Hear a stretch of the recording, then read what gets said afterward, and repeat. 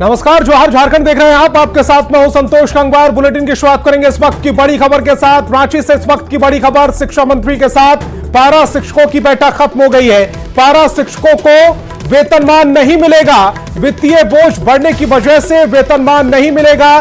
बैठक में सहमति नहीं बनी है। पारा शिक्षकों ने वेतनमान की मांग की थी। 12 अगस्त को अगली बैठक होगी। तो बड़ी खबर आपको बता रहे हैं, रांची से इस वक्त की बड़ी खबर, शिक्षा मंत्री के साथ पारा शिक्षकों की जो बैठक चल रही थी वो खत्म हो गई है। पारा शिक्षकों को वेतनमान नहीं मिलेगा, वित्तीय बोझ बढ़ने की वजह से वेतनमान नहीं मिलेगा।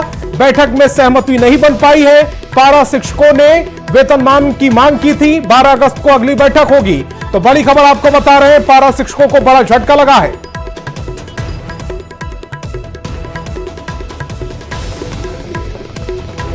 आज भी मैंने कहा है पदाधिकारी को कि आप उस व्यवस्था को दुरुस्त करें ताकि जो नीड बेस्ड ट्रांसफर है वो जरूर हो जाए।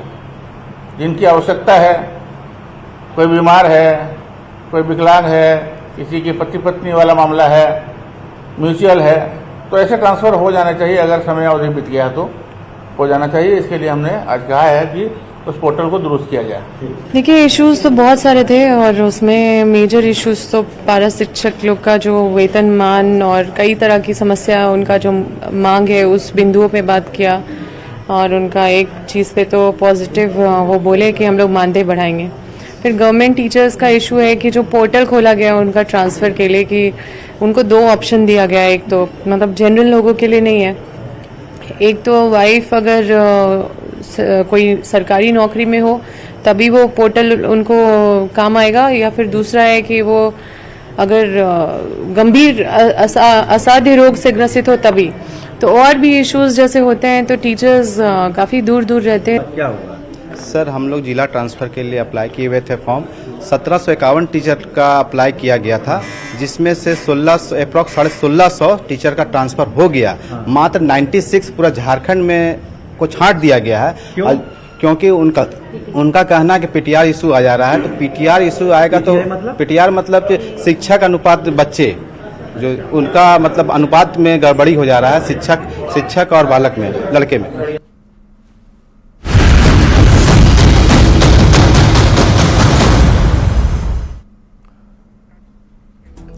झारखंड में घुसपैठ का मुद्दा थमता नजर नहीं आ रहा है। पूर्व मुख्यमंत्री चंपाई सोरेन की एक लाइन के बयान को लेकर एक बार फिर से राजनीति तेज हो गई है। विपक्ष नए सिरे से हेमंत सरकार को घेरने में जुट गया है, तो सत्ताधारी जेएमएम झारखंड में घुसपैठ के मुद्दे पर अब सीधे सीधे केंद्र सरकार को चुनौती दे रहा है। साल में घुसपैठ पर बड़ा बवाल, किसकी बढ़ेगी मुश्किल, किसका होगा बेड़ा पार। झारखंड में घुसपैठ, जिम्मेदार कौन? –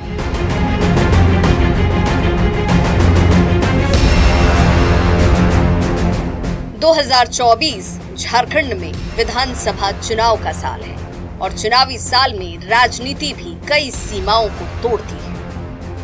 लेकिन फिलहाल झारखंड में बांग्लादेशी घुसपैठ का मुद्दा इस बार सिर चढ़कर बोल रहा है। पूर्व मुख्यमंत्री चंपाई सोरेन के ताजा बयान ने सत्ताधारी दलों की मुश्किलों को बढ़ा दिया है। बांग्लादेशी घुसपैठ के मुद्दे पर चंपाई सोरेन ने कहा कि अगर बात आई है तो उसे देखना चाहिए, जिस पर नेता प्रतिपक्ष अमर बावरी ने सीधे सीधे मुख्यमंत्री हेमंत सोरेन को घेरने की कोशिश की।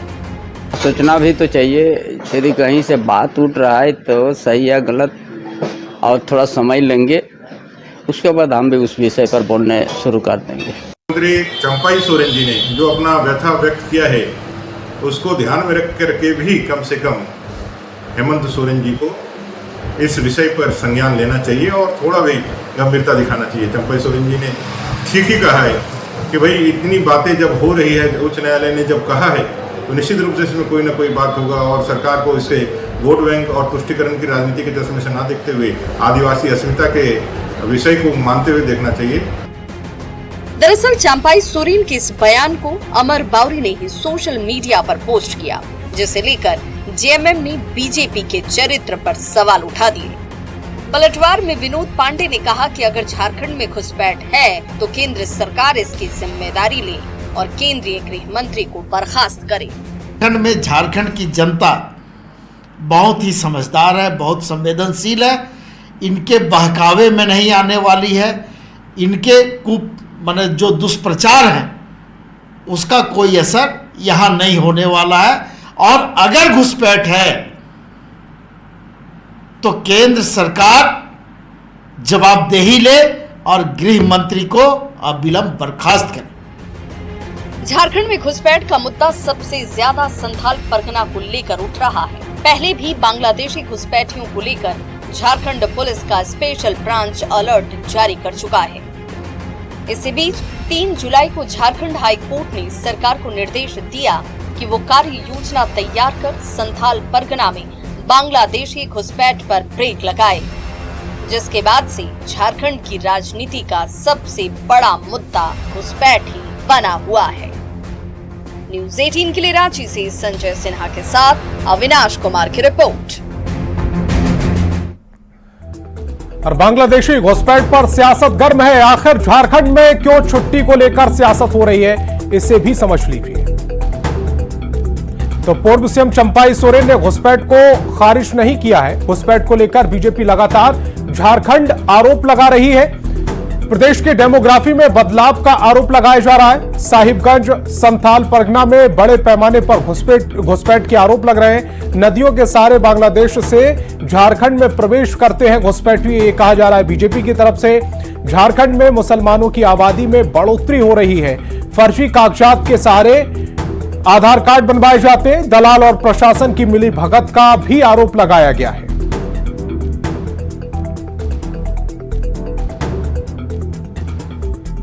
अगर सियासी मुद्दे ही जनहित से जुड़े मुद्दे हैं तो फिर झारखंड विधानसभा चुनाव में मुद्दों को गरमाने की तैयारी जोरों पर है। 2019 में चुनावी वादों कर सत्ता में आई हेमंत सरकार को उन्हीं के वादों से घेरने की तैयारी में बीजेपी जोर शोर से जुट गई है। झारखंड विधानसभा चुनाव से पहले की यह खामोशी कुछ बड़ा होने का इशारा कर रही है। मुद्दों की बाढ़ में कौन सा मुद्दा जनता के दिलों की जाल में उलझेगा और सफलता की गारंटी बनेगा, इसको लेकर सियासी दलों में रणनीति बनाने की जोर आजमाइश जोरों पर है। दरअसल बीजेपी हेमंत सरकार के उन चुनावी वादों को निशाना बना रही है जो पूरी तरह जमीन पर उतर नहीं पाए, या फिर विधानसभा में राज्य सरकार का जवाब संतोषजनक नहीं रहा। खासकर 5 लाख नौकरी, बेरोजगारी भत्ता के अलावा वृद्धा और विधवा पेंशन की राशि 1000 से बढ़ाकर 2500 करने का वादा, सभी पर सरकार फेल रही। चाहे वो आम दिन हो या चुनाव के समय हो, मुद्दे तो हम उठाएंगे कि भाई हमने मुद्दे उठाए, लेकिन सरकार ने अनदेखे की, सरकार ने उसका मजाक उड़ाया, सरकार ने गंभीरता नहीं दिखाई, सरकार की मंशा नहीं है, सरकार सिर्फ झूठे वायदे करती है, उन वायदों पर खरा उतरने का काम नहीं करती है। बीजेपी का आरोप है कि आंगनवाड़ी सेविका, सहायिका और रसोइया को अनुबंध से स्थायी नौकरी देने का वादा भी हेमंत सरकार भूल गई, जिस पर अब सत्ताधारी दलों के नेता पलटवार कर रहे हैं और केंद्र की घोषणा पत्र की हालत का हवाला देकर बीजेपी को आईना दिखा रहे हैं। हमारे मैनिफेस्टो पे उनका ज्यादा ध्यान है, इसका मतलब हमने आकर्षक और काम करने वाला मैनिफेस्टो दिया था और उसको लेकर के वो ज्यादा चिंतित हैं। हमने कुछ किया है इसलिए कुछ नहीं होने की भी बात कह रहे हैं। जो कुछ करते ही नहीं है उनकी कौन बात करेगा? तो हमें लगता है कि भारतीय जनता पार्टी के लोग इस तरह की बात करते रहेंगे। उनका घोषणा पत्र कितना कुछ अमल हो पाया, उसकी तुलना में हम लोगों ने जो वादे किए थे उन वादों को धरातल पर उतारने का काम हेमंत सोरेन जी की सरकार ने किया। व्यवधानों के बावजूद 2 साल कोरोना छोड़ दीजिए, 3 साल ईडी सीबीआई होते रहा, उसके बावजूद उन्होंने क्या दिया? बुलेट ट्रेन चला दिया, स्मार्ट सिटी दे दी, काला धन वापस लेता आया कि महंगाई कम कर दी। 2024 में कौन सा मुद्दा चुनावी रेस का घोड़ा बनेगा, इसको लेकर मंथन जारी है। बीजेपी लगातार हेमंत सरकार के चुनावी वादे और बांग्लादेशी घुसपैठ के मुद्दे को जोर शोर से उठा रही है, लेकिन इसी बीच सत्ताधारी दल के बड़े नेता चंपाई सोरेन का भी घुसपैठ पर एक बयान आता है और बीजेपी अचानक उत्साहित हो उठती है। क्या वास्तव में बांग्लादेशी घुसपैठ का वो मुद्दा वही मुद्दा है जो बीजेपी को सत्ता तक पहुंचा सकता है? तय जनता को करना है। संजय कुमार सिन्हा, न्यूज़ 18, रांची। और झारखंड में उर्दू स्कूलों और शुक्रवार की छुट्टी को लेकर विवाद थमने का नाम नहीं ले रहा। बीजेपी सांसद निशिकांत दुबे ने झारखंड के कुछ क्षेत्रों के अधिकारियों के खिलाफ कार्रवाई की मांग की है। जहां मुस्लिम बहुल इलाकों के कुछ स्कूल रविवार की बजाय शुक्रवार को छुट्टी रखते हैं। लोकसभा में शून्यकाल के दौरान इस मुद्दे को उठाते हुए निशिकांत दुबे ने कहा कि केंद्र या राज्य सरकार की ओर से ऐसा कोई आदेश नहीं है। मेरा भारत सरकार से आग्रह है कि इतने बड़े संवैधानिक संकट के लिए 355 के तहत उनको नोटिस दीजिए। संबंधित जिले के जो जिलाधिकारी इसके लिए दोषी हैं उनके ऊपर डीओपीटी से कानूनी प्रक्रिया स्टार्ट करिए और जो ये उर्दू लिखा हुआ है और जो शुक्रवार को छुट्टी होती है उसको अविलंब रद्द करिए। बीजेपी सांसद निशिकांत दुबे की मांग पर कांग्रेस प्रदेश अध्यक्ष राजेश ठाकुर ने निशाना साधा। राजेश ठाकुर ने कहा कि निशिकांत दुबे चुनाव नजदीक आते ही जनता को गुमराह करने में जुट गए। आपको बता दें कि बीजेपी सांसद निशिकांत दुबे ने मुस्लिम इलाके में शुक्रवार के बजाय रविवार को स्कूल बंद रखने की मांग संसद में उठाई थी। निशिकांत दुबे जी अपने एग्जिस्टेंस की लड़ाई लड़ रहे हैं और उस निमित्त वो कुछ न कुछ बोलते रहते हैं। न उनकी बात को कोई संसद में गंभीरता से सुनता है, न सड़क पर गंभीरता से सुनता है। झारखंड में कम ही पाए जाते हैं, या तो दिल्ली पाए जाते हैं नहीं तो और कहीं पाए जाते हैं। और वो इस तरह से लगातार जो बयान देकर के सुर्खियों में बने रहना चाहते हैं और जहर घोलना चाहते हैं झारखंड में, तो उनको जहर घोलने नहीं दिया जाएगा। पश्चिम बंगाल में आई बाढ़ को लेकर राजनीतिक घमासान मच गया है। पश्चिम बंगाल की मुख्यमंत्री ममता बनर्जी ने झारखंड की मुख्यमंत्री हेमंत सोरेन से फोन पर बात कर बाढ़ के हालात पर चिंता जताई। ममता बनर्जी ने झारखंड के तेनूघाट बांध से अचानक पानी छोड़े जाने को बंगाल में बाढ़ का कारण बताया।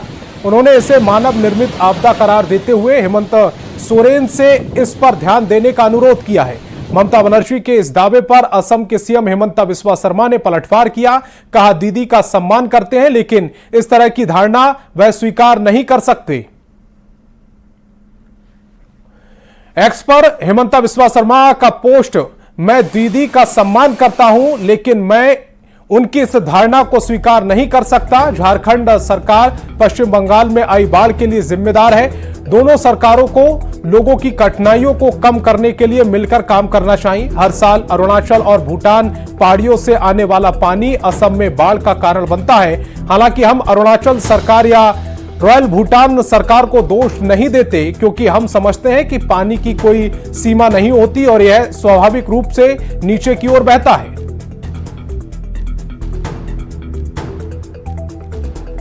वहीं इस मामले पर सियासत तेज हो गई है। बीजेपी का कहना है कि ममता बनर्जी झारखंड का अपमान कर रही हैं, तो वहीं कांग्रेस और आरजेडी ने भी अपनी अपनी प्रतिक्रियाएं दी हैं। नेपाल का पानी से बिहार में बाढ़ आती है, कोसी, गंडक, बड़ी बड़ी नदियों में बाढ़ आती है, तो सिर्फ हम आरोप लगाते रहें ये अच्छी बात नहीं है। आपको उसका निदान खोजना चाहिए और निदान खोजने के बजाय अपनी अकर्मण्यता का दोष यदि झारखंड पर देते हैं तो झारखंड की जनता का अपमान है और झारखंड की जनता इसे बर्दाश्त करने का काम नहीं करेगी। लेकिन हम लोग खुद पड़ोसी राज्यों का ख्याल रखने वाले राज्य हैं और झारखंड के लोग निश्चित रूप से एक दूसरे का ख्याल रखने वाले लोग हैं। ठीक है, उन्होंने एक पत्र लिखा है, लेकिन हम लोगों ने भी उतना ही किया है जितने से कोई त्रासदी नहीं आए। पश्चिम बंगाल के मुख्यमंत्री माननीय ममता बनर्जी जी ने झारखंड के मुख्यमंत्री माननीय श्री हेमंत सोरेन जी को पत्र लिखा है कि तेनूघाट से पानी न छोड़े, चूंकि वहां बाढ़ की संभावना है। तो इस पर माननीय मुख्यमंत्री जी का स्वविवेक का निर्णय होगा, वो अपने विवेक से अच्छा निर्णय लेंगे, जनहित में, राज्यहित में, देश हित में, चूंकि एक प्राकृतिक आपदा है। और पश्चिम बंगाल की मुख्यमंत्री ममता बनर्जी के दावे पर जेएमएम सांसद महुआ मांझी का भी बयान सामने आया है। कहा है कि यह राज्य का मामला है, दोनों राज्यों को मिलकर इस पर बात करनी चाहिए। देखिए, ये तो स्टेट का मसला है, दोनों स्टेट को मिलकर बात करनी ही चाहिए। लेकिन झारखंड जो है वो पठारी इलाका है ज़्यादातर, और पठारी इलाके में पानी ऊपर से नीचे की तरफ बह जाता है।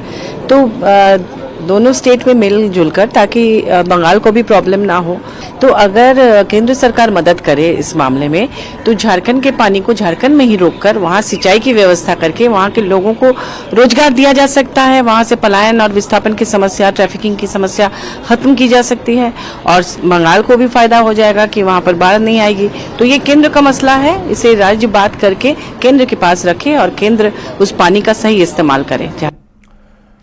और सीएम हेमंत सोरेन की अध्यक्षता में झारखंड मंत्रालय में झारखंड राज्य सजा पुनर्निरीक्षण परिषद की 31वीं बैठक हुई। मीटिंग में 39 कैदियों की रिहाई पर बनी सहमति। बैठक में मुख्यमंत्री हेमंत सोरेन ने अधिकारियों को निर्देश दिया कि राज्य के विभिन्न कारागारों में आजीवन सजा काट रहे रिहा हुए कैदियों का फैमिली बैकग्राउंड, सामाजिक और आर्थिक स्थिति का वेरिफिकेशन जरूर कर ले। और जामताड़ा के कुंडहित प्रखंड में स्कूली छात्र छात्राओं के बीच उन्नति का पहिया योजना के तहत साइकिल का वितरण किया गया। कार्यक्रम में विधानसभा अध्यक्ष रविंद्रनाथ महतो शामिल हुए। इस दौरान उन्होंने कहा कि सरकार शिक्षा के क्षेत्र में काफी काम कर रही है, खासकर ग्रामीण क्षेत्र में रहने वाले लोगों को अधिक से अधिक सुविधा मिले, इसका ख्याल सरकार रख रही है।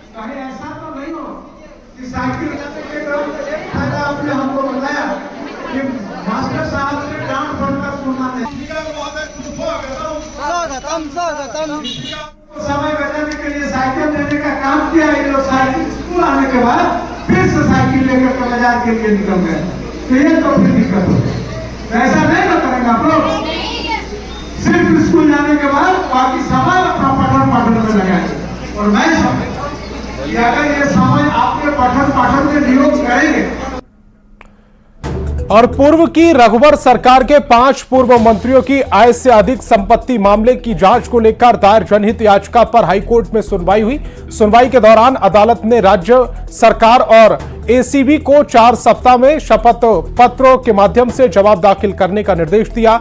एसीबी को इस मामले में अब तक कार्रवाई के बिंदु पर जवाब दाखिल करना है। 2020 में याचिकाकर्ता पंकज यादव ने याचिका दायर कर पूर्व मंत्री अमर कुमार बाउरी, नीरा यादव, नीलकंठ सिंह मुंडा, लुइस मरांडी और रणधीर सिंह के खिलाफ आय से अधिक संपत्ति होने का आरोप लगाते हुए एसीबी से जांच की मांग की थी। जुलाई 2023 में मुख्यमंत्री हेमंत सोरेन ने कैबिनेट में 5 पूर्व मंत्रियों के खिलाफ एसीबी जांच की स्वीकृति दी थी। रघुवर दास सरकार के कैबिनेट में 5 पूर्व मंत्रियों अमर कुमार बाउरी, नीलकंठ सिंह मुंडा, लुइस मरांडी, रणधीर सिंह एवं नीरा यादव के विरुद्ध आय से अधिक संपत्ति के मामले पर दायर जनहित याचिका पर सुनवाई कर राज्य सरकार एवं एसीबी को 4 सप्ताह के भीतर शपथ पत्र के माध्यम से जवाब दाखिल करने का निर्देश दिया है। एसीबी को उन बिंदुओं पर जवाब दाखिल करना है कि अब तक क्या कार्रवाई हुई है और कार्रवाई किस दिशा में चल रही है। और बंगाल से झारखंड आने वाले आलू पर ममता सरकार ने हाथ खींच ली है, जिससे आलू की कीमतों में तेजी से उछाल देखने को मिल रहा है। आलू थोक विक्रेता संघ का आरोप है कि बंगाल बॉर्डर पर बंगाल पुलिस मोटी रकम वसूल रही है, जिस कारण आलू की कीमतों में काफी इजाफा हो रहा है। अगर जल्दी समस्या का समाधान नहीं हुआ तो आलू की खुदरा कीमतों में 5 से 7 रुपए का इजाफा हो सकता है। आपको बता दें कि झारखंड की 70% आलू बंगाल से आता है। फिलहाल बाजार में आलू 35 से 40 रुपए खुदरा बिक रहा है। के बहुत ही विकट समस्या है। बंगाल सरकार जो है हम लोगों के राज्य से बहुत ही सौतेला व्यवहार कर रही है। बंगाल से कोई भी आलू झारखंड में प्रवेश ना करे, इसका आदेश दिया गया है। और अभी आज सोमवार दिन है, आज जो मंडी में 2-4 गाड़ी आलू आप देख रहे हैं, ये हम लोगों ने बहुत ही मेहनत करके ड्राइवर, खलासी, व्यापारी हम लोगों ने, जो बंगाल का लास्ट थाना पड़ता है, हर थाना में कहीं 30,000, कहीं 25,000, कहीं 40,000 रुपये गाड़ी देके आलू को लाया गया है। वहाँ बॉर्डर में गाड़ी के पीछे 30 से 40,000 रुपया वो लेके कुछ माल को छोड़ रहे हैं आने के लिए। बंगाल में बॉर्डर में पूरा टाइट किए हुए ममता बनर्जी बोलती है कि आलू बंगाल से नहीं जाने देंगे। इसके कारण ये स्थिति बना है। तो अभी क्या स्थिति है? जैसे आलू आ रहे हैं तो सड़ भी जा रहे हैं। हाँ, आलू वहाँ पे जैसे तिरपाल बांध के गाड़ी 4-5 दिन डिटेन हो जा रहा है, जिसके कारण माल डैमेज हो जा रहा है आलू गाड़ी में ही। ये स्थिति हो गई आलू की। और रांची के दीपा टोली के बांध गाड़ी इलाके में जल जमाव अभी पूरी तरह से खत्म नहीं हुआ। सड़कों पर अभी भी 1.5 से 2 फीट तक पानी जमा है। लोगों को आने जाने में काफी परेशानियों का सामना करना पड़ रहा। मौके से ज्यादा जानकारी दे रहे हैं न्यूज 18 संवाददाता संजय कुमार सिन्हा। राजधानी रांची के दीपा टोली के बांध गाड़ी में अभी भी जलस्तर जो है काफी है, यहाँ जमा हुआ है। और देख सकते हैं कि रोड नंबर 5 में जल जमाव काफी है। जो भी वाहन यहाँ से गुजर रहे हैं थोड़ी परेशानियों के बीच में, चूंकि यही वो जगह है जहां पर एक गाड़ी फंस गई थी और तकरीबन उस समय यहाँ पर 4 से 5 फीट पानी सड़क पर बह रहा था और उस कार में एक महिला फंस गई थी। जान जाते जाते बची थी, लेकिन अभी भी पानी पूरी तरह से नहीं निकल पाया है। परेशानी कितनी आ रही है? बहुत परेशानी है यहाँ पर। पानी से ना निकासी का व्यवस्था, ना कुछ। नेता मंत्री लोग आता है ये करके चला जाता है। उस दिन इतना पानी हो गया था, पूरा घर में घुस गया था। अभी भी कल पानी घर में घुसा हुआ है। ये तो अभी कम हो गया है, इससे बहुत ज्यादा था। हाँ। गाड़ी का चक्का पूरा डूब जा रहा था। एक गाड़ी पे फंसा हुआ था, यहाँ पे नाला में घुस गया था। नाली की ये हर बार बारिश में यही होता है। नाली की सफाई नहीं हुई है। नाली की सफाई नहीं हुई, नाली जाम था। नाली जाम के चलते पूरा मोहल्ला डूब रहा था। कैसे कैसे लोगों का जान बचा है वो भगवान ने ही जान बचाया है। इतना बुरा स्थिति था। देख रहे हैं कि यह पानी की कहानी है। जब पानी मनमानी करती है तो पानी से परेशानी भी बढ़ जाती है। हाल देख रहे हैं कि दीपा टोली का बांधगाड़ी इलाका है। जाहिर है कि पानी धीरे धीरे निकल रहा है, लेकिन पानी ने अभी तक अपना रास्ता नहीं छोड़ा है। कैमरामैन संजीव तिवारी के साथ संजय कुमार सिन्हा, न्यूज 18 रांची। तो ज्वार झारखंड में फिलहाल इतना ही। आप देखते रहिए न्यूज 18 बिहार झारखंड।